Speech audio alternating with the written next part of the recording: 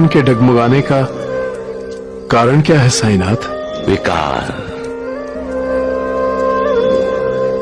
इंसान जब विकारों के अधीन होता है तो पग पग पर उसका ईमान डोल जाता है। मोह से ग्रस्त होने पर इंसान हमेशा बेईमान हो जाता है। काम, सत्ता, संपत्ति के लालच में पड़ा इंसान कभी ईमानदार नहीं होता। जब पैसे के लिए इंसान धोखेबाजी और विश्वासघात करता है तो मुझे दुख होता है। वो ये क्यों भूल जाता है कि सत्ता, संपत्ति, स्त्री सब क्षण मात्र हैं, आज हैं, कल नहीं। उसे ईश्वर का कृपा पात्र बनना चाहिए, जो वो नहीं बनता। बड़े दुर्भाग्य की बात है कि वो पैसे को कभी नहीं भूलता, मालिक को भूल जाता है।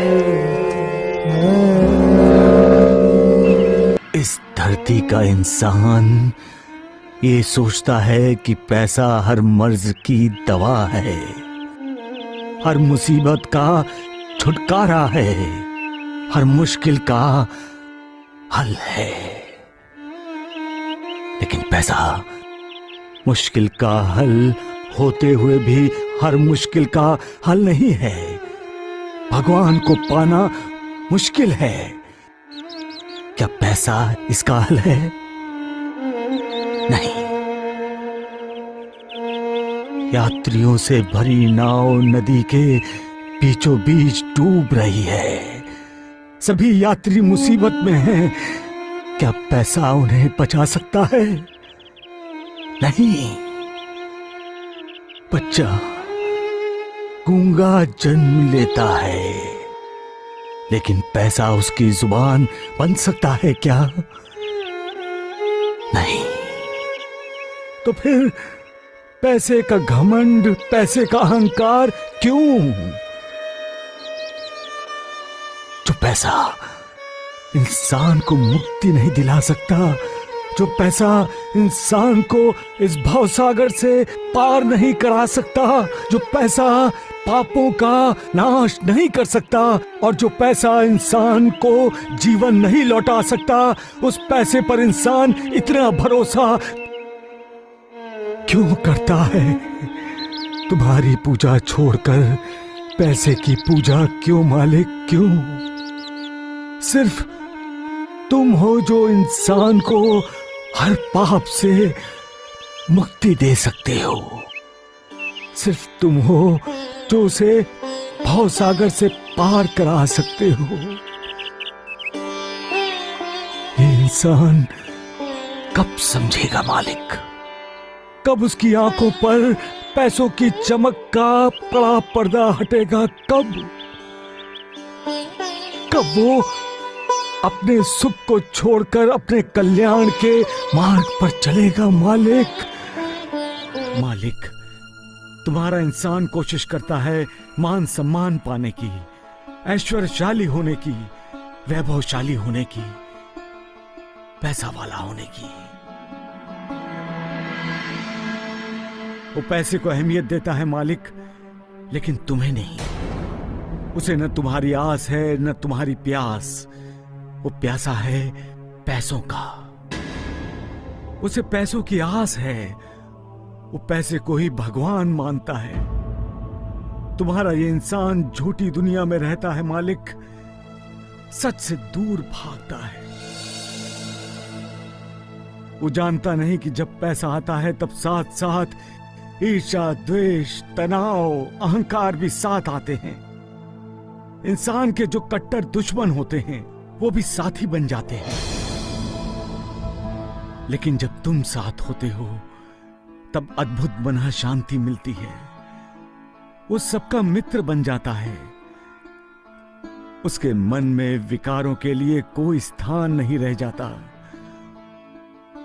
वो पैसों को गिनने से भी ज्यादा तुम्हारा नाम लेने को अधिक महत्व देता है।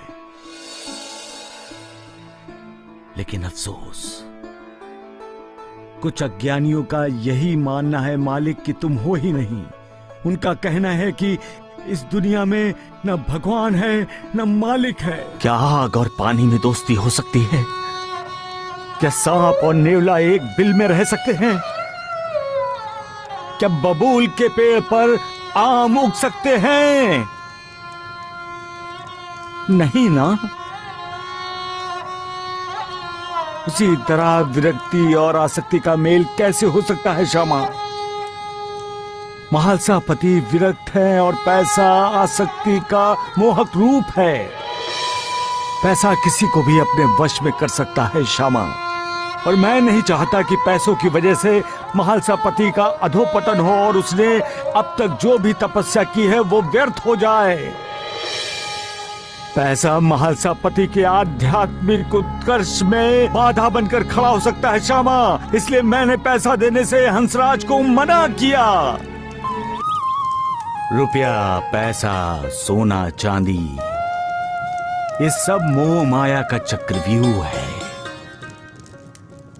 जो इस चक्रव्यूह में चला जाता है फिर वो बाहर नहीं आता। उस चक्रव्यूह का भेदन मालिक की कृपा ही कर सकती है। जिस पर मालिक की कृपा नहीं होती वो चक्रव्यूह में ही अटका पड़ा रहता है और मोक्ष मुक्ति के मार्ग से दूर चला जाता है। रुपया, पैसा, सोना, चांदी ये एक भूल भुलैया है जिसमें सुख को ढूंढते ढूंढते इंसान अपने आप को खो बैठता है और अपने आप को ढूंढने के लिए जिंदगी के अंत तक उस भूल भुलैया में भटकता फिरता है।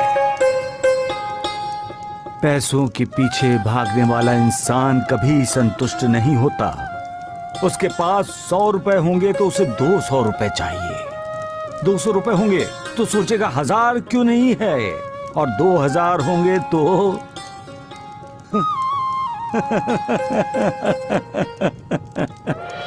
मालिक, लालच सच में बहुत बुरी बला है। पैसों से अपनी तिजोरी भरने वाला इंसान ये भूल जाता है कि उसकी जरूरत कितनी है। क्या है जरूरत? 100 रुपए की है तो भी वो 1000 के पीछे भागता है। वो ये क्यों नहीं सोचता कि पैसा इंसान का उद्धार नहीं कर सकता? मालिक इंसान का उद्धार कर सकता है और करता है। उसे मालिक के पीछे भागना चाहिए, पैसों के पीछे नहीं। पैसों के पीछे भागने का अर्थ है विकारों के पीछे भागना।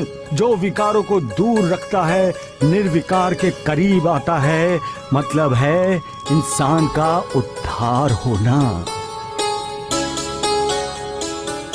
सबका मालिक